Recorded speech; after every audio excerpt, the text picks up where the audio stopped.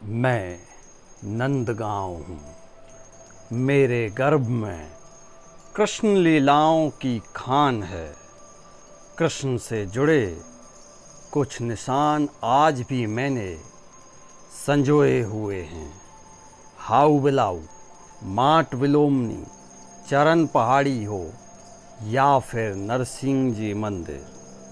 नंदगांव के नरसिंह जी मंदिर के महत्व को जानने से पहले भगवान नरसिंह की लीलाओं को जानना जरूरी है। नरसिंह भगवान का अवतार हुआ और हिरण्याकश्यपु ने ब्रह्मा जी से अनेक वर मांग लिए। वर तो मांग रहा था वो अमर होने का, लेकिन अमर ब्रह्मा जी कर नहीं सकते। वरों के अभिमान में हिरण्याकश्यपु ने यज्ञ धर्म सब नष्ट कर दिया, और जब यज्ञ धर्म नष्ट हो गया तो स्वयं प्रहलाद जी उसके पुत्र के रूप में भगवान के भक्त प्रकट हुए। सबसे पहले हरिनाम संकीर्तन का प्रचार प्रहलाद जी ने किया। असुर बालकों को लेकर के हरि नाम का संकीर्तन किया। ध्वनि हिरण्याकश्यपु के कान तक गई, और जो आज की परिस्थिति है वही परिस्थिति उस समय थी। जब सैनिक गए, उन्होंने सैनिकों ने बालकों का स्पर्श किया तो वो हरिनाम लेने लगे। सेनापति गया, उसने स्पर्श किया तो वो हरिनाम लेने लगा। महामंत्री गया, उसने स्पर्श किया तो वो हरिनाम लेने गया। स्वयं हिरण्याकश्यपु गया तो स्पर्श नहीं किया, गदा का प्रहार किया। महामंत्री से पूछा क्या हुआ? बोले मुझे नहीं पता, स्पर्श करते ही कुछ तत्व मेरे शरीर में आ गए। और जब देखा कि मेरा ही पुत्र मूल में है तो पर्वत से गिराया, सर्पों में छोड़ दिया, विष दिलाया। होलिका अपनी गोदी में लेकर के बैठी। ब्रह्मा जी के वरदान के कारण पवन देव ने वो जो दिव्य सौल थी, दिव्य वस्त्र था, वरदानी वो प्रहलाद जी के ऊपर आ गया। प्रहलाद जी हरि नाम लेते हुए उस चिता से आनंदित होकर के उतरे। होलिका जल करके नष्ट हो गई। जितने अस्त्र शस्त्र थे वो समाप्त हो गए, कोई साधन नहीं बचा। हिरण्याकश्यपु ने विचार किया, अब इस प्रहलाद को क्या मारूं? मैं इसके उस नारायण का, उस हरि का वध करूं जिससे कि इसकी शक्ति समाप्त हो जाए। सभा में प्रहलाद पूछने लगा, पुत्र तू ये बता, तेरा वो भगवान कहां रहता है? प्रहलाद जी कहते हैं, पिताजी आप कहते मेरा भगवान कहां रहता, और मैं कहता हूं कि ऐसा कौन सा स्थान है जहां मेरा भगवान नहीं रहता? तो बोले कि इस खम्भ में तेरा भगवान है। वासो यदि सर्वत्र कस्माद स्तंभे न दृश्यते, यदि तेरा भगवान सर्वत्र है तो इसमें मुझे दिखाई क्यों नहीं देता? प्रहलाद जी कहते हैं, पिताजी आपको दिखाई नहीं देता लेकिन मुझे दिखाई देता है। एक गदा का प्रहार किया और अपने भक्त के वचन को सत्य करने के लिए भगवान नरसिंह उस खम्भ से प्रकट हो गए। बड़ा भयंकर युद्ध हुआ। संध्या के समय की प्रतीक्षा कर रहे थे। संध्या के समय अपने दोनों जंघाओं पर द्योड़ी के मध्य में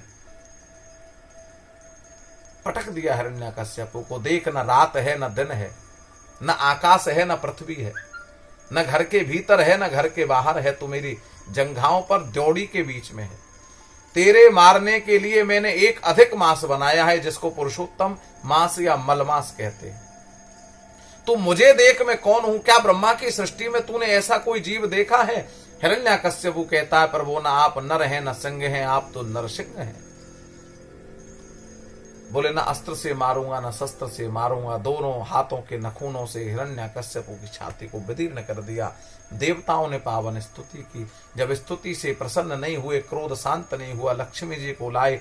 लक्ष्मी जी भी लौट करके चली गई, कोई साधन नहीं बचा। ब्रह्मा जी भयभीत हो गए कि समय से पहले प्रलय आ जाएगी। भक्त को भेजा। जैसे एक गाय चाहे कितनी भी बिछड़ जाए लेकिन उसका बछड़ा जाता है तो जीभ से चाटने लगती है, उसी प्रकार हाथ जोड़कर निर्भय होकर के प्रहलाद जी अपने भगवान के पास में गए। भगवान ने गोद में बिठा लिया, जीभ से चाटने लगे। वरदान मांगने के लिए कहा। प्रहलाद जी कहते हैं, प्रभु देना चाहते हैं तो एक वरदान दे दीजिए कि मेरे मन में मांगने की इच्छा ही शांत हो जाए, कभी मांगने का संकल्प ही ना हो, ऐसा वरदान मांग लिया। भगवान नरसिंह प्रसन्न हो गए। 36,000 वर्ष तक प्रहलाद जी को राज्य करने का आदेश किया कि तुम राज्य सिंहासन प्राप्त करो, और अपने पिता की मुक्ति का वरदान मांगा। भगवान नरसिंह कहते हैं, प्रहलाद तेरे जैसा पुत्र जिस वंश में जन्म ले लेता है, त्रिसप्तवी पिता पूता पितृवी सहते नघा, उस वंश की 21 पीढ़ियां पवित्र हो जाती हैं। एक पीढ़ी की तो बात ही क्या, और आज के बाद मैं कभी दैत्य कुल में तेरे वंश में किसी का संहार नहीं करूंगा। नंदगांव के भूरे का मोहल्ला में आज भी एक प्राचीन नरसिंह भगवान का मंदिर है। इस मंदिर के बारे में कहा जाता है कि भगवान श्री कृष्ण के पिता नंद बाबा स्वयं इसकी पूजा करते थे। ये मंदिर कोई सामान्य मंदिर नहीं है। इस मंदिर में जो प्रतिमाएं हैं वो स्वयं प्राकट्य प्रतिमाएं हैं। जमीन से निकली हुई प्राकट्य प्रतिमाओं की पूजा आज भी यहाँ पर विधि विधान से की जाती है। मुगल काल में भी तमाम मंदिरों को तोड़ा गया, लेकिन इसका बाल भी बांका मुगल न कर सके। स्थित श्री नृसिंह देव भगवान का अति प्राचीन मंदिर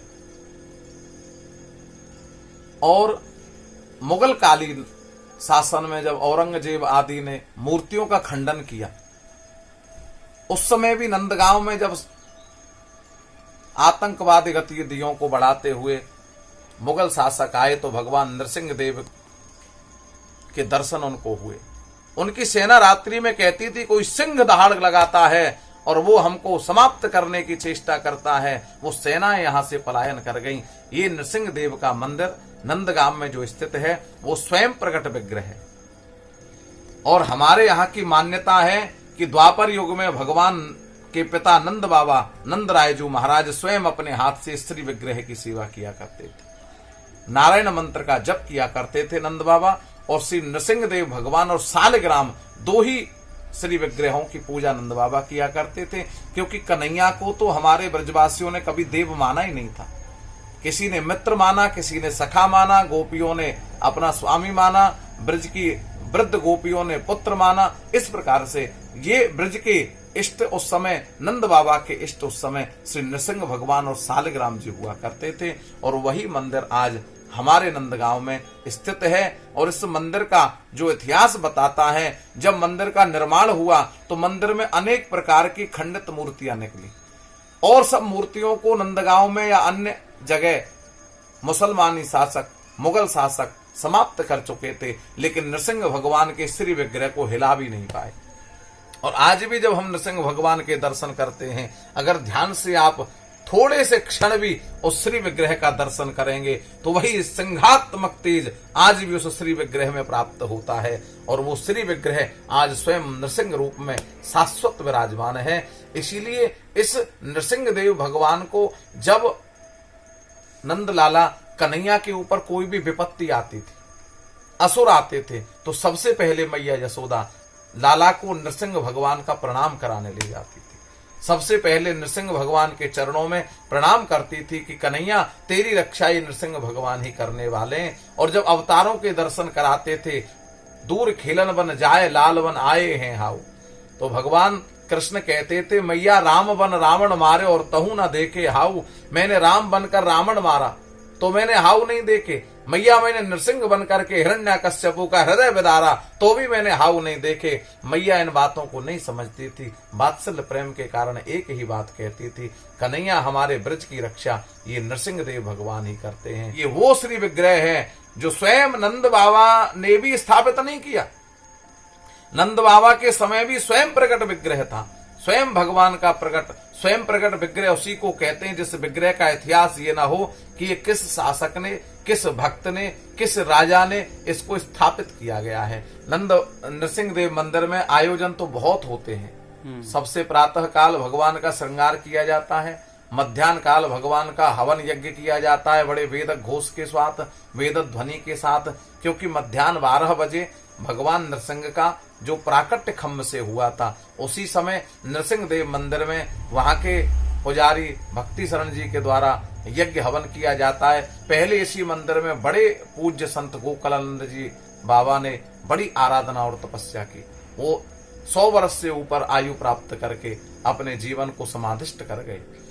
संध्या के समय जब दोनों वक्त संध्या का समय होता है, मिलन होता है दिन का और रात का, उसी को संध्या का समय कहते हैं। उस बेला में अभिषेक होता है। दूध, दही, घी, शहद, पंचामृत से नरसिंह भगवान के श्री विग्रह का अभिषेक किया जाता है, क्योंकि भगवान नरसिंह प्रकट खम्भ से मध्याह्न के समय हो गए थे, लेकिन भगवान नरसिंह की स्तुति और उनका अभिषेक जब संध्या के समय हिरण्याकश्यपु का उद्धार कर दिया था, तब देवताओं ने स्तुति और अभिषेक किया था। इसलिए संध्या के समय भगवान नरसिंह का पंचामृत के द्वारा विद्वत वेद मंत्रों के द्वारा वेद ध्वनि करते हुए सहस्त्र शीरखा पुरुखा सहस्त्राक्ष सहस्त्रपात सभूमि गुं सर्वतः प्रत्याद्य तिष्ठदशांगुलम पुरुष सूक्त के बाद साथ में बड़े वेद ध्वनि से शंखनाद करते हुए अभिषेक किया जाता है। और अभिषेक के बाद महाआरती जब होती है तो नरसिंह भगवान के समस्त भक्तों को दर्शन प्राप्त होते हैं। बड़ा सुंदर प्रसाद वितरण का आयोजन किया जाता है।